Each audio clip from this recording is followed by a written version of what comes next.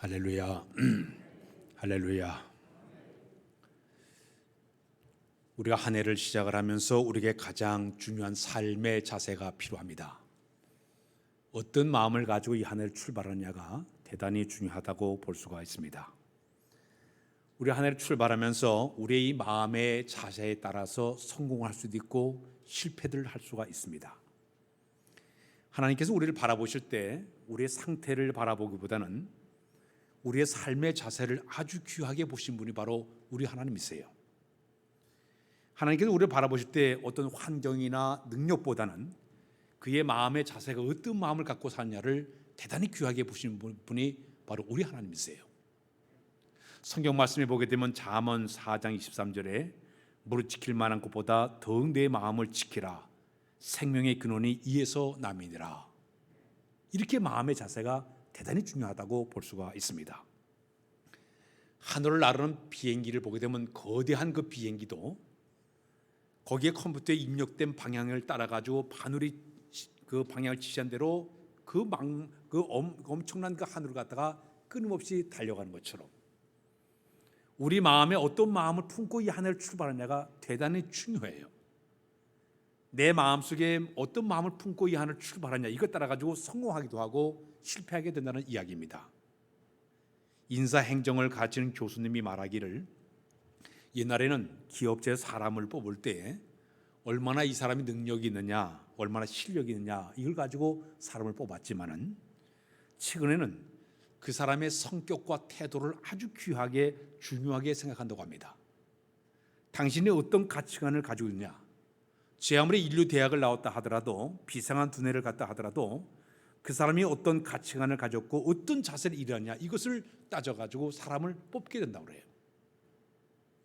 이처럼 우리가 삶을 살아가는데 우리 마음의 자세가 우리 마음의 상태가 상당히 중요하다고 볼 수가 있습니다. 군인들이 저도 40년 전에 군대를 나왔지만은 군대에서 아침에 제일 먼저 일어나면 점호를 하게 됩니다. 점호하게 되면 하루를 시작하면서 제일 먼저 외우는 게 있어요. 군의 길. 그러면서 군의 길을 보면 나는 자랑스러운 대한민국의 군인이다. 둘, 나의 가는 길은 충성의 길을 걸어야 된다. 3, 조국과 민족을 위해서 몸과 마음을 바친다. 4, 나의 가는 길을 승리의 길이다. 맞아, 통일을 위해 일한다. 이러면서 하루 6가지를 딱 외우고 하루를 출발합니다. 그 하루 동안 이 군의 길에 그 모든 것을 자꾸 되새기면서 나는 자랑스러운 대한민국의 군이다. 나는 충성을 해야 된다. 조국과 민족의 몸과 마음을 바쳐야 된다. 이렇게 외치면서 하루 동안 시작이 돼요. 이렇게 하루를 출발할 때 이런 마음을 출발하듯이 한 해를 출발하는 우리의 마음속에 이 마음의 자세를 어떻게 갖냐가 대단히 중요하다고 볼 수가 있습니다. 두 사람이 저 로마의 베들레헴 성 베드로 성당을 짓는 두 사람이 있었습니다. 이 사람들이 그 베드로 성당을 보게 되면 전부 돌을 깎아가지고 거기 건물을 지어요. 그들이 징을 가지고 돌을 계속 다듬으면서 일을 하고 있는데 한 번 어떤 사람이 지나가다가 한 사람에게 물었습니다. 당신은 이쪽 돌가루를 마셔가면서 힘들게 일하는 이유와 목적이 뭡니까? 하고 질문을 했습니다. 그랬더니 그분이 대답하기를 힘든 일을 하고 싶어하는 사람 세상에 어디 있습니까? 목구멍에 포도청이니 할 수 없이 내가 일을 하지요. 그렇게 대답을 하는 거예요. 그 옆에서 일하는 사람에게 또 물어봤습니다. 당신은 이렇게 힘든 일을 이렇게 하고 있는데 그 일하는 목적이 뭡니까? 하고 두 번째 사람에게 물어보았습니다. 그때 그는 그렇게 대답을 했습니다. 저는 어릴 때부터 배운 것이 돌 깎는 일밖에 없습니다. 근데 정말 감사한 일은 저 같은 사람이 이 아름다운 성전을 세우는데 부름받아 일하는 것이 얼마나 나는 감사한지 모릅니다. 저는 늘 이 성전이 완공되는 그날을 마음속에 그리면서 매일매일 즐거운 마음으로 내가 일을 하고 있습니다. 여러분, 똑같은 시간에 똑같은 장소에 일을 하는데 어떤 사람은 다른 마음을 가지고 마음이 달라요. 이런 마음을 가지고 그 사람들의 일하는 모습이 달라지게 된다는 얘기입니다. 올 한 해를 살아가면서 우리의 마음속에 어떤 마음을 자세를 가지고 사냐가 대단히 중요한데 성경의 수많은 사람들 가운데 오늘 이 아침에 묵상할 사람이 한 분 있습니다. 이 사람 바로 야곱이라는 사람이에요. 야곱은 이미 세상에 태어나기 이전에 복을 받은 사람입니다. 그가 태중에 있었을 때 이미 하나님께서 그 가정의 말씀이 큰 자는 작은 자를 섬겨야 되느니라. 리브가 쌍둥이를 임신하였는데 이 세상에 태어나기 전에 야곱을 향하신 하나님의 계획과 목적과 뜻을 알려주기를 큰 자는 작은 자를 섬겨야 한다. 이 말을 그에게 축복의 음성이 들려오게 됩니다. 이 야곱은 이제 세상에 태어났는데 그의 삶을 보게 되면 장점도 있고 단점도 있어요. 특히 그의 그 모든 성품 가운데 그의 성품은 남다르게 남들보다는 정열적인 사람이었습니다. 자기 어떤 목표를 정해놓게 되면은요 물불을 가져내고 그 목적을 위해 최선을 다하면서 노력했던 사람이 바로 이 야곱의 생애의 모습이었습니다. 아버지 이삭이 세상을 떠나기 전에 장자적인 축복을 큰아들에게 딱 주려고 하게 되니까 자기 어머니 리브가 함께 더불어서 공모를 해서 슬그머니 가서 아버지를 속이고 그 축복을 가르치기도 했습니다. 내가 축복을 받아야겠다 작정하게 되면 물불을 가져내고 권모술수를 해서라도 축복을 쟁취하려고 노력했던 사람이 바로 야곱의 생애의 모습이었습니다. 자기 형이 자기를 죽이려고 하는 도망을 쳤어요. 저 멀리 메소포타미아 하란 지방에 가서 그가 20년 동안 타향살이를 하게 됩니다. 그곳에서 그 자기 외삼촌 라반의 집에 생활하면서도 끊임없이 그는 라반의 외삼촌을 속이면서 그 재산을 갖다 갈취했던 사람이 바로 이 야곱의 생애의 모습이었습니다. 그는 그곳 생활 속에 한 여자 라헬을 사랑하게 되었습니다. 자기 외삼촌이 이 라헬을 주기 전에 내가 7년 동안 열심히 봉사하게 되면 내가 이 라헬을 주겠다 약속을 했어요. 그는 7년 동안 일하는데 이 7년은 하루 같은 그런 마음을 가지고 열심히 일을 했습니다. 그 라헬을 얻으려고 했더니 이 나라의 법이 동생을 먼저 보낸 것이 아니라 언니를 먼저 보낸다. 그래서 이 언니 레아를 먼저 주게 돼요. 그럼 다시 요구하기를 다시 7년 하게 되면 라헬을 주겠다. 알았습니다. 그럼 또 열심히 7년 동안 장장 14년 동안 7년을 하루 같은 그런 마음으로 부지런히 일해서 사는 아내를 얻게 됩니다. 그의 생애를 보게 되면요 어떤 목적을 이루게 되면 아주 정열적으로 야심차게 목표한 뜨거운 열의와 이런 넘치는 마음을 가지고 살았던 사람이 이 장점을 간 사람이 바로 야곱의 생애의 모습이었습니다. 그러나 단점이 있습니다. 이 단점은 어떤 단점을 가지고 있는가 하면 인간의 괴락과 모략과 이 교활한 술수가 그의 마음속에 너무 들어가 있어요. 인간적인 욕심이 많이 있다 보니까 인간적인 자꾸 술수와 모략과 교활한 마음을 가지고 자꾸 남을 속이는 그런 삶을 살던 사람이 바로 야곱의 생애의 모습이었습니다. 우리 하나님께서 야곱을 축복의 사람으로 만들어 가기 위해서 그를 쭉 보시면서 그를 변화시키려고 작정하게 됩니다. 그를 어떻게 변화시키게 되었는가 하면 그가 20년 동안 저 하란에서 많은 재산을 거느리고 이제 고향으로 돌아오게 됩니다. 그는 돌아올 때 거부가 돼서 돌아오게 되었습니다. 재산이 얼마나 많은가 엄청난 많은 양떼와 소떼와 낙타와 모든 그 가축들을 두 떼나 이를 정도로 엄청난 재산을 모으고 돌아오게 됩니다. 부인이 4명이에요. 자녀가 12명이에요. 거기다 종들을 많이 거느리고 금의향양했던 사람이 바로 야곱의 모습이었습니다. 그러나 우리 하나님의 시선으로 바라볼 때에 그의 장점도 있지만 단점이 있었습니다. 그는 아버지 이삭 밑에 있을 때는 그래도 하나님께 대한 신앙을 가지고 살았던 사람이었지만 그가 저 타향살이 20년 동안 할 때는 하나님에 대한 신앙이 없었습니다. 하나님께 대한 신앙이 없다 보니까 자기 육신의 욕심에 따라 가지고 정열적으로 살았지만은 자기 욕심만 채우기 위한 그런 삶의 모습이었습니다. 그래서 하나님께서 이 야곱을 영적인 사람으로 만들어가기 위해서 그를 이제 오늘 성경 본문의 배경에 보게 되면 그를 만나시는 역사를 허락해 주게 되죠. 하나님은 야곱을 변화시키기 위해서 약복강가에서 그를 만나게 됩니다.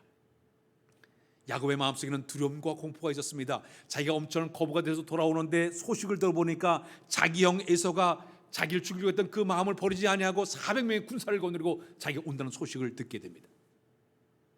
이 두려움과 공포 속에서 야곱은 이 기발한 자기의 머리를 써가지고 그가 제일 먼저 한 일이 바로 뭐냐면 머리를 치밀하게 계산을 해서 제일 먼저 자기 가축의 한 떼를 쫙 먼저 종들에게 보내면서 마늘에 그 우리 형을 만나게 된 이건 당신에게 준 선물이라고 하면서 뇌물로다가 형의 마음을 돌려고 계획을 짰습니다.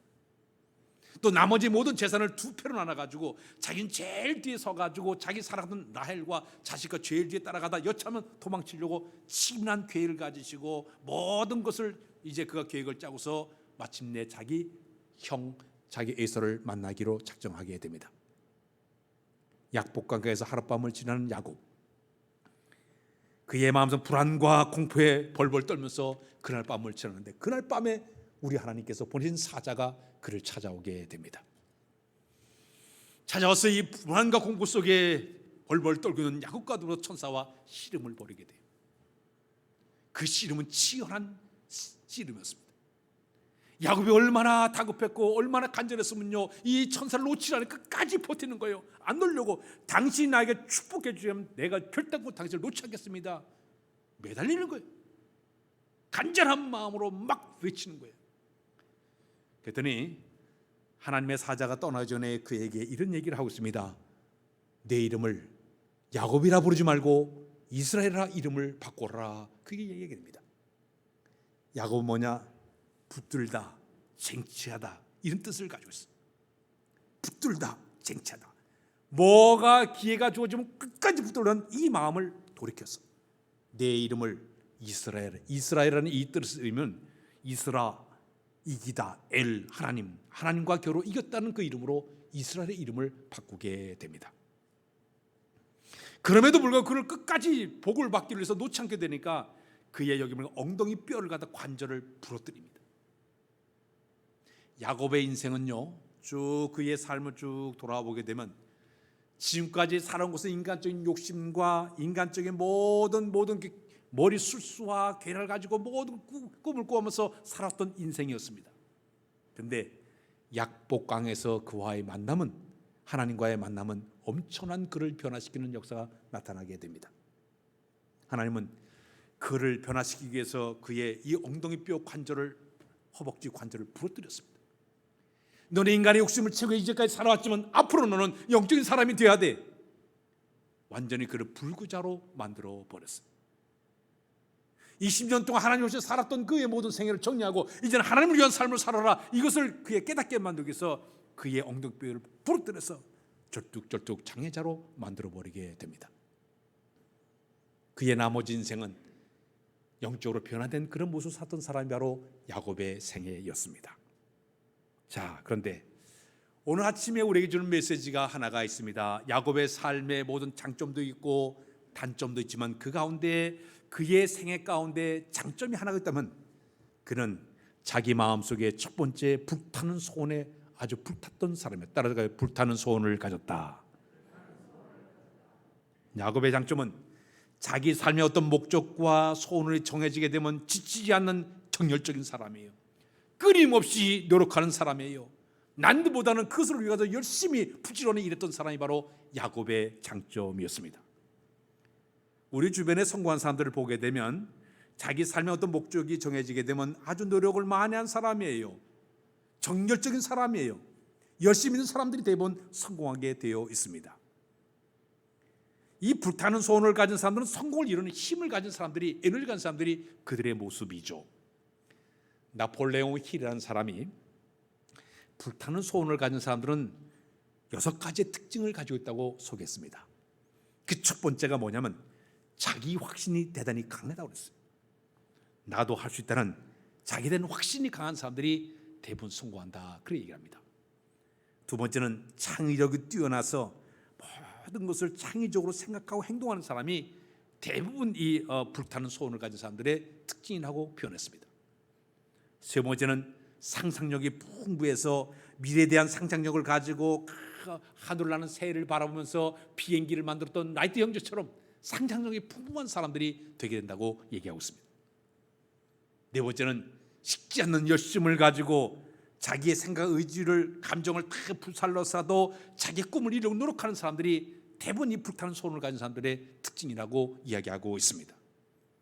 다섯 번째는 자기 연단의 사람, 자기 스스로 단련된 마음, 은근과 끈기를 가지고 7번 넘어져도 8번에 일어서겠다는 그런 마음을 가지고 사는 사람들이 자기의 불타는 소원을 가진 사람들의 특징이라고 표현했습니다. 마지막에는 집중적으로 노력하는 것이 남들보다 투출하다고 얘기했습니다. 야곱처럼 장자의 축복을 위해 가지고 끊임없이 노력하고 아내를 얻기 끊임없이 노력하고 재산주의 노력하는 것처럼 이렇게 노력하는 사람이 대부분 불타는 소원을 가진 사람들의 특징이라고 볼 수가 있습니다. 저 강원도 강릉에 참소리 박물관을 가게 되면 그곳에 그 에디슨이라는 사람이 발명한 것들을 거기 많이 이래 비치해 놓았습니다. 거기에 그 박물관을 운영하고 있는 그 소장님은 이 에디슨에 미쳐가지고 미국인이 전 세계 다니면서 그가 발명한 모든 것을 다 한국으로 가져와서 그렇게 많이 비치해 놨습니다.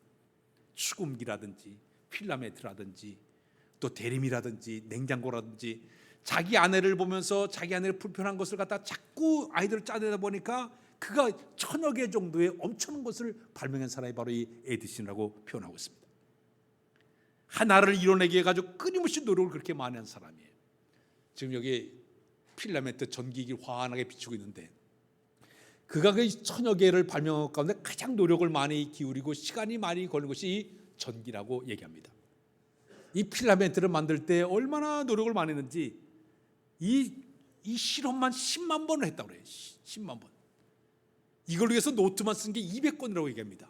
대단히 노력을 해서 마치 필라멘트를 만들어냈습니다. 집중적인 노력, 식지 않는 열심, 창의력, 상상력 이걸 다 동원해서 마침내 이 필라멘트를 만들어냈다고 얘기하고 있습니다. 링컨은 어린 시절에 한 흑인 소녀가 노예로 팔려가는 모습을 봤습니다.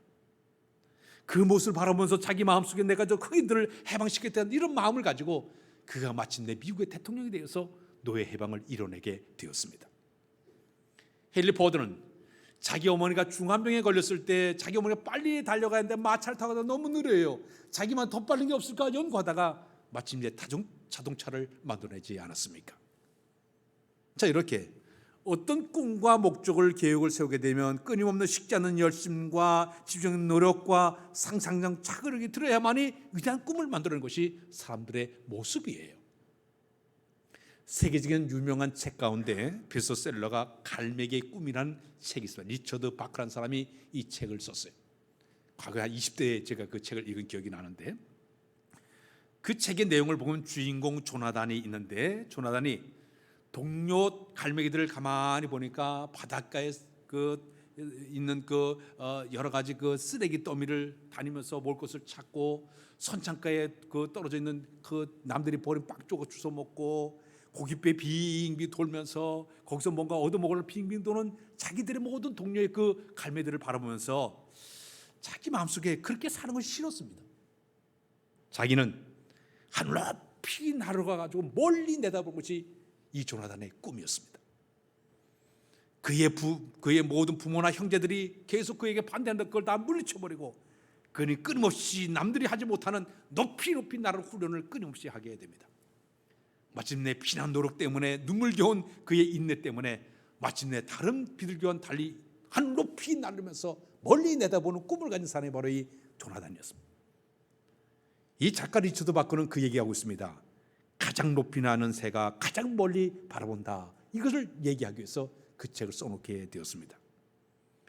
꿈을 가진 사람은, 목표를 가진 사람은 이렇게 현실은 힘들고 어려워도 미래를 내다보고 끊임없이 노력하는 사람, 열심히 사는 사람, 끊임없이 피나는 이런 집중 노력을 통해서 행하는 사람이 바로 목표를 이루는 사람의 모습이 되게 된다는 이야기죠. 우리가 얼마 전에 생각했던 요셉도 보세요. 어릴 때 꿈을 통해서 봤던 그 꿈, 11개의 별단이 꾸벅꾸벅 절하는 모습, 11개의 별과 해와 달이 절하는 모습을 딱 꿈을 통해 본 다음에 나는 이 다음에 훌륭한 사람이 될 것이다, 스타가 될 것이다 꿈을 꾸게 됐습니다. 그 꿈을 이룬 가정 가운데 노예로 끌려가게 되죠. 감옥살이를 하게 되죠. 그럼에도 참고 견디고 인내했더니 마침내 하나님 때가 되자 그를 높이셔서 천리까지 올라오게 만들었듯이 오늘 우리가 이 하루를 살아가면서 우리에게 중요한 자세가 있습니다. 야곱과 같이 자기의 목적을 세워놓고 불타는 목표를 세워놓고 부지런히 달려가는 우리의 삶의 모습이 되어야 될 줄로 믿습니다. 저 송파구에 어떤 목욕탕에 어떤 분이 가서 목욕을 했습니다. 근데 거기에 송파구에 그 일하는 사람 중국인에 대한 이야기를 듣게 되었습니다. 그 목욕탕에서 보니까 이 떼미리가 있는데, 이 떼미리라는 사람이 중국 사람이었습니다. 근데 이 중국 사람이 자기 아버지도 의사고 자기도 치과 의사 이제 자격증을 땄는데 자기 부인과 함께 한국 땅에를 왔습니다. 그게 어쩌죠 해가지고 이 부인과 이 남편들이 이 두 사람이 열심히 일을 하기 시작했습니다. 부인은 저 주방에 가서 일을 하면서 돈을 벌게 되었고, 이 남편은 이 목욕탕에 와서 4천만 원 보증금을 내고 떼미리를 하면서 그가 살게 되었습니다. 한 달 동안 떼미리 하는데 4번 쉬다 보니까 26일 동안 그가 일을 하게 되는데, 평일에는 한 18일이고 18일 동안은 하루에 한 10명 정도를 떼미리를 한다고 그래요. 토요일이나 주일날, 일요일날은 30명 정도를 갖다 계속 떼를 밀고 이렇게 하다 보니까 한 달 수입이 600만 원의 돈을 벌게 됐다고 합니다. 부인의 월급이 저 식당에서 일하니까 150만 원에서 750만 원의 수입을 올리게 됐다고 그래요. 아침 6시에 일어나기만 하면 하루 종일, 아침 6시부터 하루 종일 떼를 밀면서 거기서 일을 하게 돼요. 식사도 부인이 싸준 도시락을 가지고 쭉 구석에서 먹으면서 아끼고 놀러 가는 것도 하지도 않고 외식도 안 하고 돈을 헛군데 쓰지 않고 부지런히 일을 해요. 그게 주인이 물어봐요. 왜 이렇게 돈을 이렇게 악착같이 버냐니까 우리 고향에 빌딩 살려고 부인과 함께 열심히 일해 돈을 번다고 합니다. 이 목욕탕 주인이 하는 말이 저 사람은 정말 지독하다고, 저런 놈 내가 처음 봤다고, 그럴 정도로 이렇게 열심히 돈을 버는 거예요. 한 번은 자기가 중국 사람이 돈 버는 게 싫어가지고 한국 사람을 썼다고 합니다. 한국 사람은 이렇게 돈 좀 벌게 되니까 다 술을 잔뜩 먹고 다음날 나오질 않아요. 계속 일을 핑계대고 안 나와요. 그래 다른 사람 쓸 수가 없어서 할 수 없이 저 사람을 쓰고 있다고 그런 얘기를 하더라고요. 자기의 비전과 꿈을 가진 사람은요, 이길 장사가 없는 겁니다.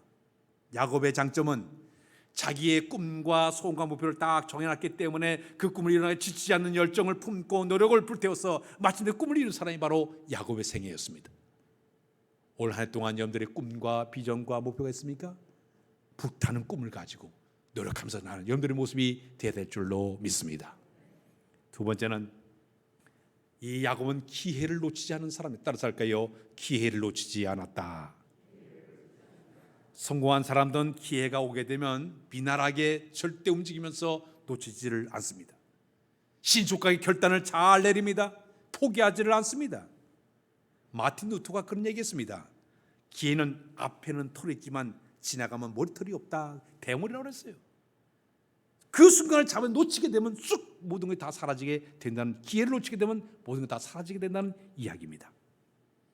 우리가 세상을 살다 보면 우리에게 성공할 수 있는 기회들이 상당히 많이 있고, 축복을 만나는 기회가 많이 있고, 봉사할 기회가 많이 있고, 은혜 받을 기회가 상당히 많아요.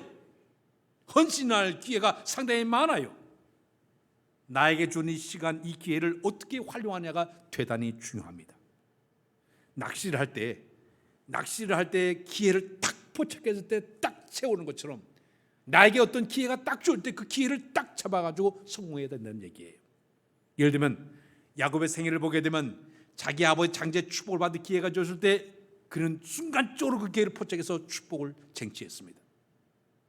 자기의 재산을 증식시키기 위한 기회가 줬을 때 그는 최선의 노력을 다해서 모든 재산을 그는 모으기를 시작을 했습니다. 자기 부인을 내가 얻어야 됐다 하는 목적이 세워지게 되니까요, 이 기회를 살해 7년을 또 7년을 14년 동안 열심히 다 일한 사람이 바로 야곱의 생애 한 해 특징이었습니다. 사랑 여러분, 금년 한 해 동안 살아가면서 우리에게 중요한 자세가 필요합니다.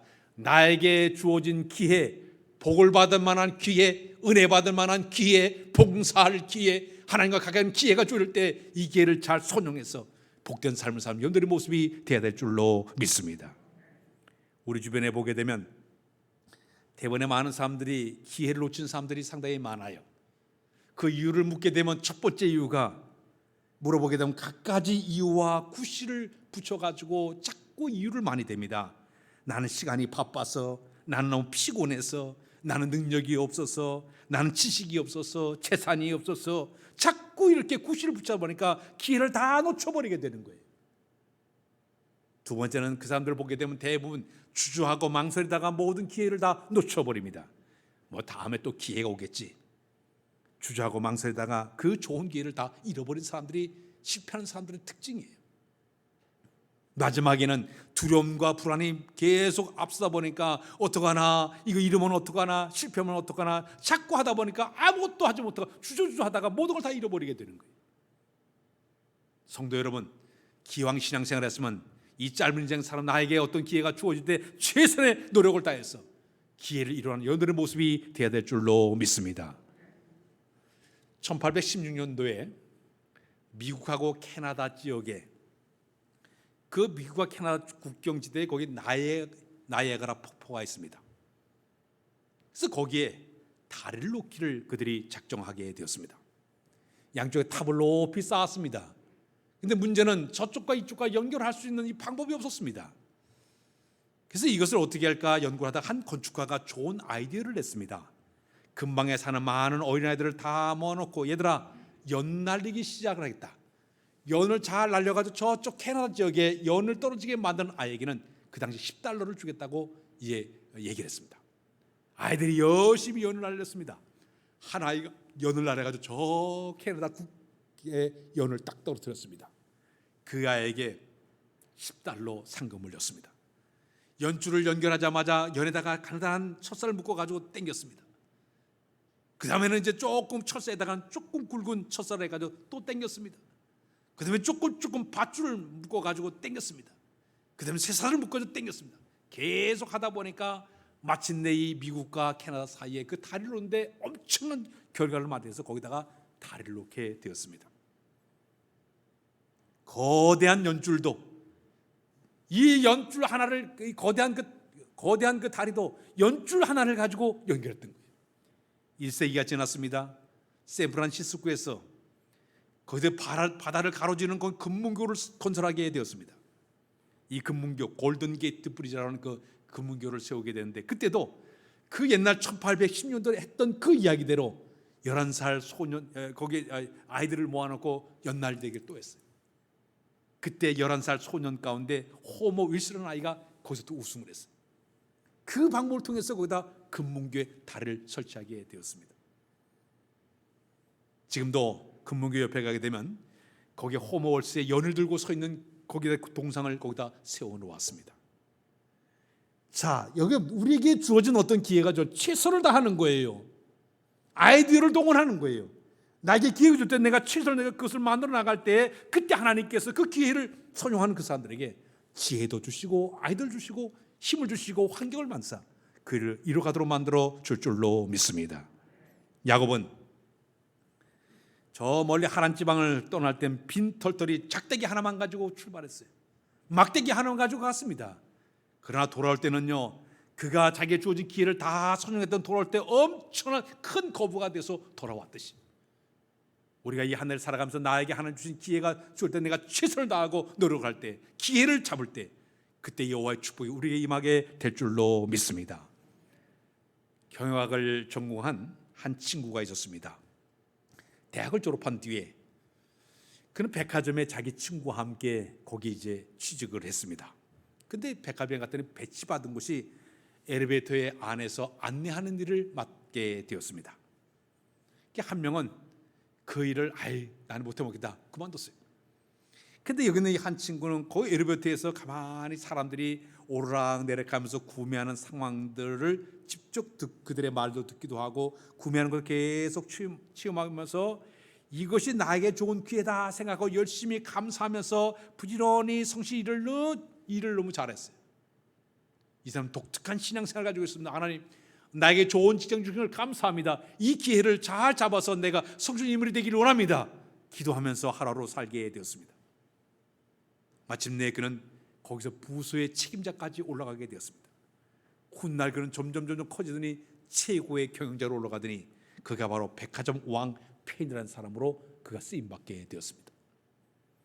처음에 시작은 이렇게 엘리베이터에서 안내원으로 일했지만은요, 그의 꿈을 펼치며 끊임없이 노력하다 보니까 마치 위대한 인물이 되었듯이 우리의 삶의 모든 현장에 내가 하는 일이 비록 작고 힘들고 어렵다 하더라도 기회를 잘 선용을 할 때 하나님께서 우리와 함께 하시면 위대한 길이 우리에게 열리게 될 줄로 믿습니다. 마지막에는 야곱은 축복의 삶을 누리는 사람이 되기를 원하고 있습니다. 따라서 축복의 삶을 누리자. 야곱은 두 가지 면에서 복을 받은 사람이에요. 첫 번째는 육신적으로도 많은 복을 받은 사람이었습니다. 그가 20년 만에 타향살이를 끝내고 돌아올 때 그는 암연소가 200마리, 수염소가 200마리, 암양이 200마리, 수양이 20마리, 젖먹이 낙타와 새끼가 30마리, 암소가 40마리, 수송아 10마리, 암나귀가 20마리, 순하기 10마리, 수많은 총들을 거느리면서 부인 4명에다가 자녀가 12명에다가 엄청난 거부가 돼가서 돌아왔어요. 갈 때는 작대기 하나만 가지고 갔는데 올 때 이런 엄청난 복을 누리게 되었습니다. 특히 그의 모습을 보게 되면 그 20년 동안 타향살이를 할 때 불철주야 부지런히 그가 일을 했어요. 그런데 그는 아까도 단점 가운데 하나는 교활함이에요. 자기 욕심과 정욕을 채우기 위해서 걸머수에 너무 능한 사람이 바로 이 야곱의 생애였죠. 아버지를 속이고 형을 속이고 삼촌을 속이고, 삼촌의 계약 맺기를 창세기 30장에 보게 되면요, 내가 이 모든 짐승을 이제 내가 키울 동안에 이 짐승 가운데 아롱지 것들은 다 내 것이 되고, 그리고 온전한 것은 당신 것이 됩니다. 서로 계약을 맺었습니다. 이 양이나 염소들을 갖다가 아론지 것을 만들어내기 위해서 그가 창세기 30장 30절을 보게 되면 야곱이 버드나무, 신풍나무, 푸른 가지를 추하여서 껍질을 벗겨 검은 무늬와 흰 무늬, 양들이 거기다 얼룩얼룩하게 만들어 놓고 양들이 물 먹으러 오는 길목에 딱 그걸 보게 됐습니다. 양이나 염소들이 그곳에 와서 수태를 하게 되면 전부 아름다운 것이 나오게 되는 거예요. 이런 방법을 통해 가지고 거부가 된 사람이 바로 야곱의 생애였습니다. 우리 인간적인 노력으로 인간적인 사람을 볼 때는 굉장히 복된 사람, 풍요로운 사람을 보였지만 하나님의 시선으로 바라볼 때는 그는 축복의 사람이 아니었습니다. 인간의 이심과 욕심만 채우려는 그 모습, 욕심만 채우는 이 모습이 하나님 볼 때는 온전하지를 못했습니다. 그래서 하나님은 이 야곱의 생애에 물질의 복만 허락한 것이 아니라 영적인 복을 주기 위해서 약복강의 그를 만나게 되었고, 그의 이름을 바꿔줬고, 그를 불구작으로 만들어서 남은 생에는 나만을 지고 살아라, 영적인 사람을 바꾼 것이 바로 하나님의 작품이었습니다. 그렇다면 올 한 해 살아가는 여러분들을 하나님의 눈으로 여러분을 바라볼 때 여러분은 어떤 모습으로 살아가고 있습니까? 육신적으로는 내가 이렇게 풍요롭게 살고 있고 부유하게 살고 있고 자녀들이 잘 되고 있고 나는 건강하고 남편이 직장생활 잘하고 승리도 잘 되고 사업도 번창하고 나는 안정돼. 그러나 하나님 시선으로 봐도 영적인 것은 꽝인 사람들이 있어요. 영적인 것은 완전히 잘못된 방향으로 나는 사람들이 있습니다. 이 사람은 진정한 주님과의 만남이 필요하다고 볼 수가 있습니다. 육적인 삶만 가지고 내가 성공한 것으로 생각하는 이것은 잘못된 길이에요. 지금 내 모든 계획과 꿈과 비전과 모든 목적이 우리 하나님 보실 때 어떤 모습이냐가 대단히 중요합니다. 주님이 바라볼 때 어떻게 주님의 기쁨이 되어지고 주의 영광이 되어진 것을 주님이 귀하게 보시는데, 우리는 내 욕심과 내 삶을 채우려고 하는 잘못된 이기적인 마음이 우리 마음을 지배할 때, 우리는 그것은 영적인 측면에서 볼 때는 그건 온전한 부자가 아니기 때문에, 진정한 부자는 영과 육이 다 복을 받아야 복된 사람이 되게 될 줄로 믿습니다. 요한 3서 2절에 그런 말씀이 있어요. 우리 다시 시작. 사랑하는 자여, 내 영혼이 잘됨 같이 내가 범사에 잘되고 강건히 내가 간구하노라. 영혼도 잘돼야 될 줄로 믿습니다. 범사도 잘돼야 될 줄로 믿습니다. 강건의 복도 받아야 될 줄로 믿습니다. 하나님이 그것을 믿습니다. 전 유엔 사무총장 가운데 한마 슈드라는 사람이 있습니다. 이 한마 슈드라는 이 사람은 1953년도에 이분이 유엔의 사무총장으로 2대 사무총장으로 올라갔습니다. 이분은 전 세계 분쟁 지역을 다니면서 열심히 중재자 역할을 잘했던 그런 사람이에요. 근데 1961년도에 그가 비행기 추락사고로 그가 사망을 하게 되었습니다. 그가 세상을 떠났을 때 그의 시신 옆에는 그가 늘 평소 가지고 다녔던 성경책이 놓여져 있었습니다. 그 성경책을 이렇게 열게 되니까 그 속 안에는 부모님이 거기다 글을 써준 내용이 하나가 있었습니다. 그 내용이 어떤 내용을 가지고 있는가 하면, 한마 슈트야, 내가 세상에 태어나던 날 너는 울었지만은 너를 지켜보는 많은 사람들은 너의 태어남을 보고 웃었단다. 슐트야, 그러나 내가 죽었을 때 죽음으로 말미암아 말이 없지만은 너는 죽음을 지켜보는 모든 사람들이 너의 죽음을 안타까워하며 울 수 있는 그런 사람이 되거라 그랬습니다. 그는 그 방식대로 샀던 사람이에요. 아직도 그의 CIA에서 아직도 그의 그 죽음의 미스터리를 아직 찾아내지 못했다고 얘기하고 있습니다. 그는 말씀대로 살면서 모든 사람들이 그의 죽음을 안타까워하는 사람이 된 사람이 바로 이 한마 슈트였습니다. 올 한 동안 우리의 목적을 다 이뤘으면 야곱의 좋은 장점을 빼내서 내 삶을 적용해서 정말 이 한 해를 동안 내 기회를 잘 목표를 정해놓고 축복의 해를 누리며 살아가는 여러분의 생애가 꼭 되시길 주님의 이름으로 부탁드립니다. 기도합니다. 주님, 저희들에게 한 해를 허락해 준 것을 감사합니다. 우리의 삶의 목적을 세워놓고 최선을 다하여 노력하며 살아가는 우리 모두로 인도하여 주옵소서. 영과 육이 이제 축복을 누리며 살아가는 우리 모두로 인도하여 주옵소서. 예수 그리스도의 이름으로 기도하옵나이다. 아멘.